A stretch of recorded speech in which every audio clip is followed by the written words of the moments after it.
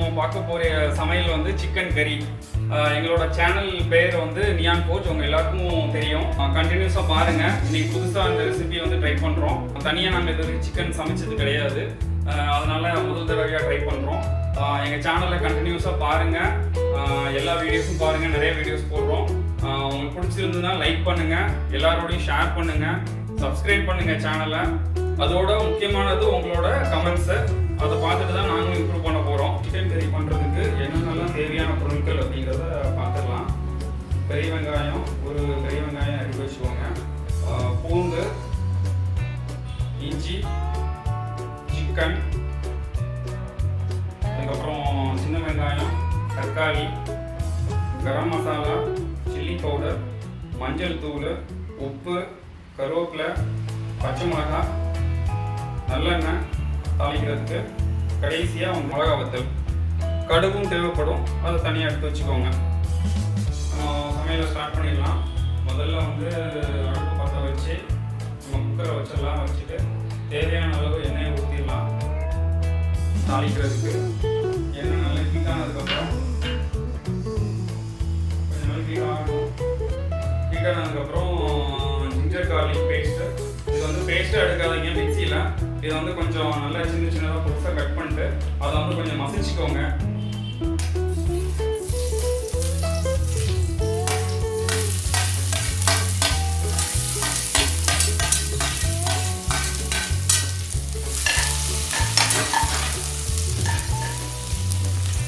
ரொம்ப high flame வேணாம், ஓரளவுக்கு மீடியம் ஃப்ளேம்லேயே வச்சு பண்ணலாம், இல்லைன்னா கறி போகும்.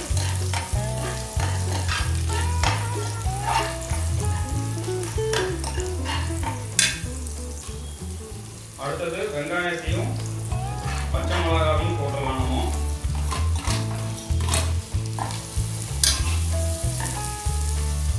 டேஸ்ட்டுக்காக கொஞ்சம் சின்ன வெங்காயம் ஆட் பண்ணிக்கலாம், உடம்புக்கு நல்லது.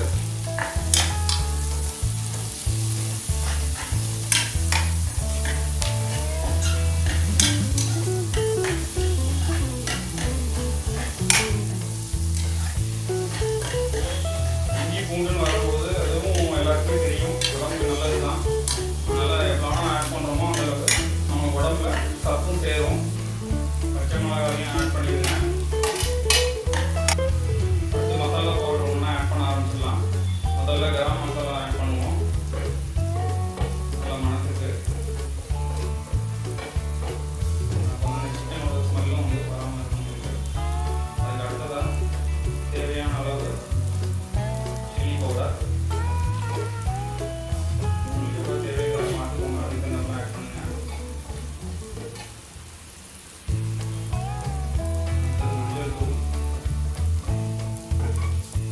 நல்லதுதான் உடம்புக்கு.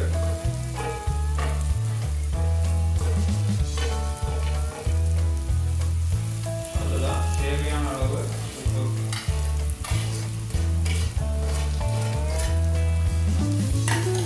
சேர்த்து வதக்கிக்கலாம். ஓரளவு மிக்ஸ் ஆனதுக்கப்புறம் சூடு நிறையா இருக்குது. ஓரளவு மிக்ஸ் ஆன உடனே நம்ம தக்காளி போட்டுடலாம்.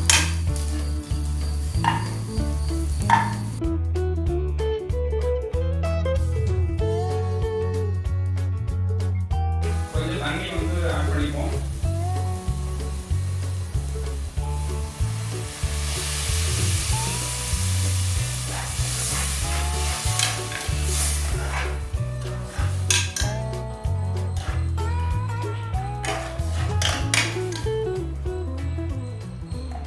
சிக்கன் எடுத்து வச்சிருக்கோம், உள்ள போட்டுடலாம்.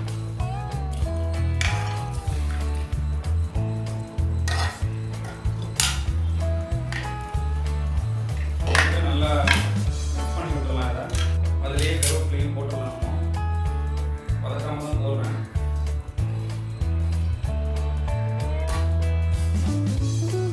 கொஞ்சம் தண்ணி ஆட் பண்ணிக்கோங்க.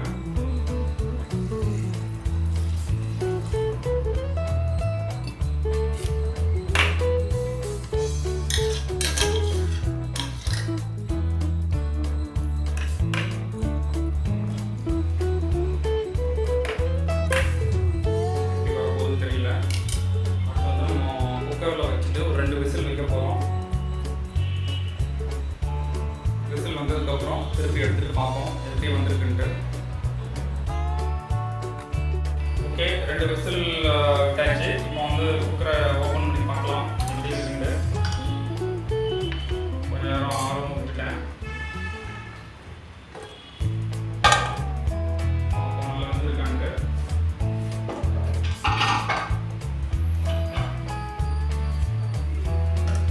ஸ்மெல் நல்லா இருக்குது.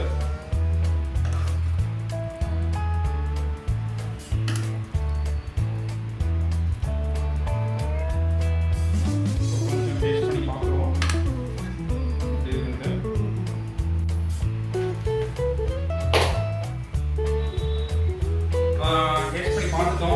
பசங்களுக்கு கொஞ்சம் கொடுத்தேன், அவங்களும் டேஸ்ட் பண்ணி பார்த்தாங்க. அவங்ககிட்டயே நம்ம ஃபீட்பேக் வாங்கிக்கலாம் எப்படி இருக்குன்ட்டு. எப்படி இருக்கு?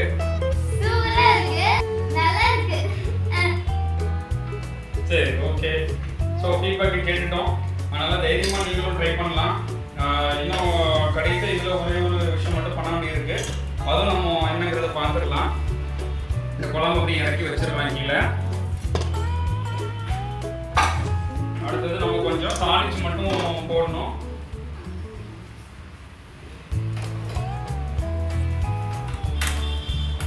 அதுதான் அந்த குழம்போட ஃபினிஷிங் மாதிரி நம்ம வச்சுக்கலாம். ஓகே, நல்லா சூடாகிடுச்சு. எண்ணெயை ஊற்றிக்கிறேன். நல்லெண்ணெய் தான் யூஸ் பண்ணுறேன்.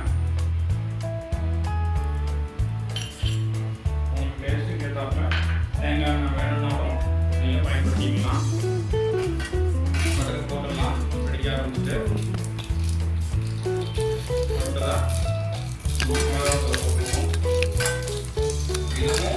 உங்களுக்கு எவ்வளோ காரம் தேவை அப்படிங்கிற அளவுக்கு கேட்டால் நீங்கள் பண்ணணும். அடுத்து கருவேப்பிலை போடுறேன். அது போடும்போதே அடுப்பில் ஹீட் இருக்கு, அதனால நான் பண்ணிடுவேன். ஏன்னா கடைசியாக காலைக்கு ஊற்ற தான் போடணும்.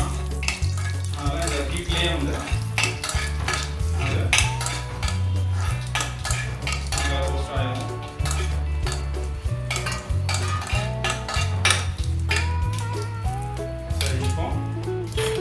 தாளிச்சதை நம்ம குழம்புல ஊற்ற போகிறோம்.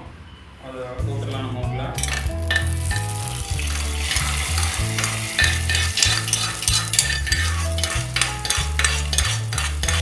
எல்லோரும் ட்ரை பண்ணி பாருங்கள். நானும் முதல் முறையாக ட்ரை பண்ணோம். நல்லா வந்திருக்கு. நல்லா சமைச்சு சாப்பிட்டு என்ஜாய் பண்ணுங்கள். இந்த வீடியோவை லைக் பண்ணுங்கள், ஷேர் பண்ணுங்கள், சப்ஸ்கிரைப் பண்ணுங்கள்.